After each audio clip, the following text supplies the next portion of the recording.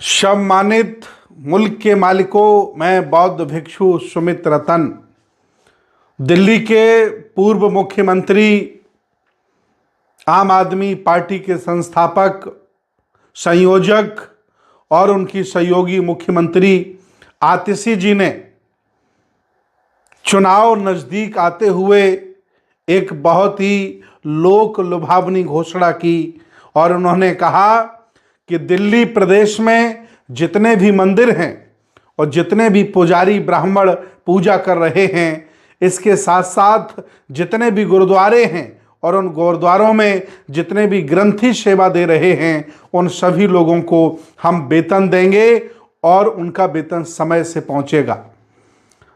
अरविंद केजरीवाल जी ये जानते हैं कि सभी लोग मंदिरों में जाते हैं, सभी सिख गुरुद्वारों में जाते हैं, तो सबसे पहले इन ब्राह्मणों को और ग्रंथियों को पटाना चाहिए।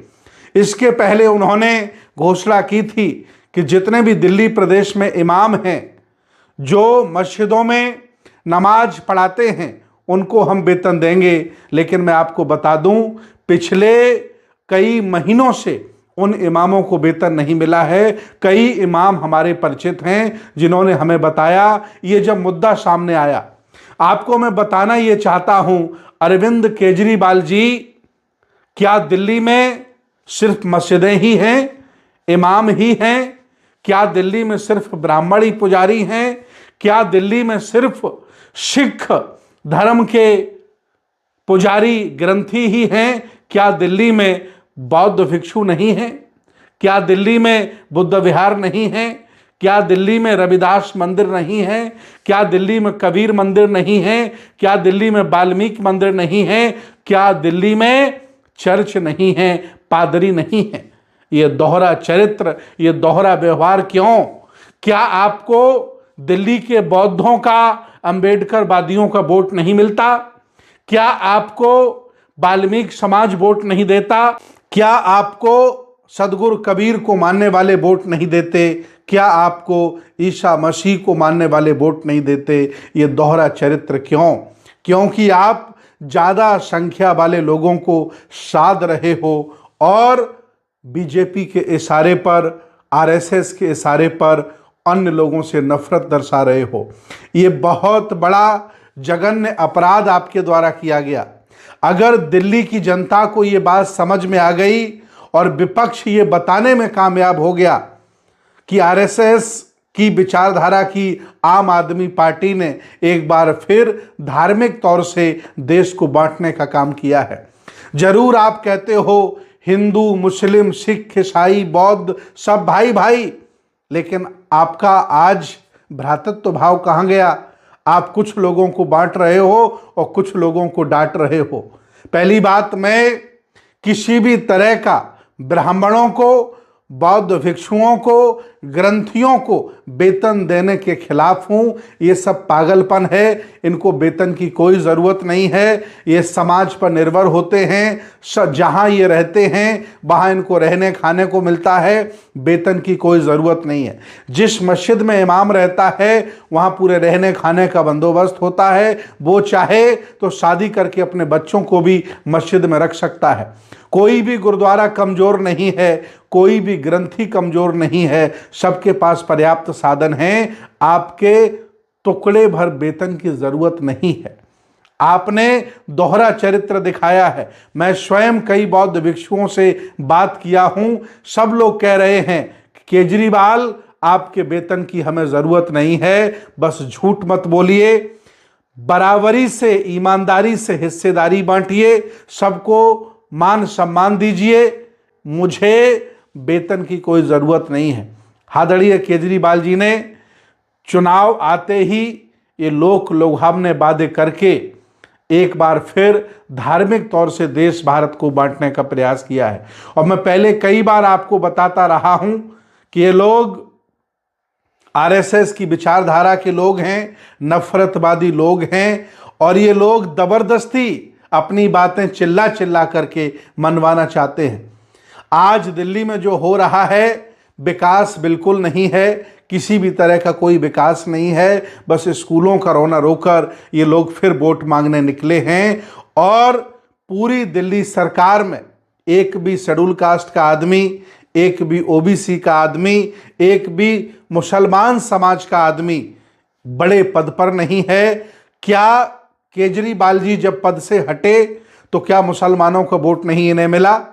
क्या ओबीसी का वोट नहीं मिला? क्या शेड्यूल कास्ट का वोट नहीं मिला? क्या वाल्मीकि समाज ने इन्हें वोट नहीं दिया? मुख्यमंत्री बनाने का समय आया तो आपने किसी ऊंची जाति के व्यक्ति को ढूंढ लिया, आपने एससी ओबीसी को सम्मान नहीं दिया। इसलिए केजरीवाल, आपका झूठ लोगों के सामने आ गया है। और मैं आज फिर कह रहा हूं, बीजेपी अगर चाहेगी, कांग्रेस अगर चाहेगी, तभी जाकर के आम आदमी पार्टी अपनी सरकार बना पाएगी। अगर विपक्ष ने ईमानदारी से इनके कार्यों का जनता के बीच में ब्यौरा रखा तो कभी भी केजरीवाल अब वापस आने वाले नहीं हैं, क्योंकि इन्होंने झूठ बोल बोल करके लोगों को मूर्ख बनाया है और छोटे छोटे लालच दे करके लोगों को आलसी और अकर्मण्य बनाया है। बोले बिजली का बिल माफ कर देंगे, बोले फ्री चलना। अरे रोजगार डेवलप करो, देश को अमेरिका की तर्ज पर, जापान की तर्ज पर विकसित करो। ये रेबड़ियां बांटने वाला देश नहीं है। ये देश में आप लोग नेता बन गए, लोगों के वोट प्राप्त करके आप लोग जम गए और लोगों को रेबड़ियां बांट रहे हो। खाने से, बिजली के बिल से किसी के परिवार की तरक्की नहीं बढ़ जाती। लोगों को रोजगार दीजिए, लोगों को अवसर दीजिए, भेदभाव मत करिए। और केजरीवाल भूल गए आपने बाबा साहब की 22 प्रतिज्ञाएं राजेंद्र पाल गौतम जी के दोहराने पर आपने उन्हें मंत्रिमंडल से निकाल दिया था और अब की बार चुनाव में उन्हें टिकट भी नहीं दिया, हालांकि वो पार्टी बदल के दूसरी पार्टी में चले गए हैं। इसलिए मैं दिल्ली की जनता से कहना चाहता हूं कि अगर आप सभी लोगों को, अगर आपके मन में देश के सभी धार्मिक लोगों के प्रति सम्मान था तो सबसे पहले आपने इमामों को क्यों दिया, फिर ब्राह्मणों की क्यों घोषणा की, फिर आपने ग्रंथियों की घोषणा की क्यों की? और जब की तो आप बौद्ध धर्म के लोगों को छोड़ दिए, आप रविदासियों को छोड़ दिए, आप भगवान वाल्मीकि के मंदिर तमाम हैं उनको छोड़ दिए, आप पादरियों को छोड़ दिए। ये दोहरा चरित्र ठीक नहीं है, ये दिल्ली की जनता जानती है। अब ये और लंबे समय तक आपका झूठ का पुलंदा चलने वाला नहीं है। ये आपने एक बार फिर धार्मिक तौर से इस देश को बांटने का प्रयास किया है। ये आरएसएस के एजेंडा है जिस पर आप चलकर लोगों को मूर्ख बना रहे हो। होश में आओ केजरीवाल, ये देश भारतीय संविधान से चलाओ, हक वंचित असहाय कमजोर लोगों को आगे बढ़ाओ। तमाम एससी ओबीसी के लोगों ने पार्टियां बनाई, एक राज्य से दूसरे राज्य में नहीं जा पाई और देखिए संख्या जिनकी 2-3% है वो पूरे देश में सरकारें बनाने का प्लान बना रहे हैं, अन्य अन्य राज्यों में भाग रहे हैं। झूठ के पुलंदों पर वो अन्य लोगों को पटा लेते हैं, एससी ओबीसी के लोगों को अपने साथ खड़ा कर लेते हैं और इतना बड़ा गणित बनाकर पूरा देश को मूर्ख बनाने का काम करते हैं।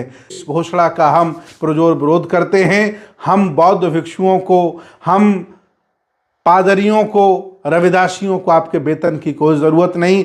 आप अपने वेतन को अपने घर में लगाइए, बच्चों को पढ़ाइए। लेकिन अगर सरकार आपकी बने या पिछली बार भी बनी, जिसकी जितनी संख्या भारी उसकी उतनी हिस्सेदारी के तहत आप हिस्सेदारी दीजिए, मत करिए। हम यही आपसे अपील करते हैं। बहुत बहुत धन्यवाद, बहुत बहुत साधुवाद।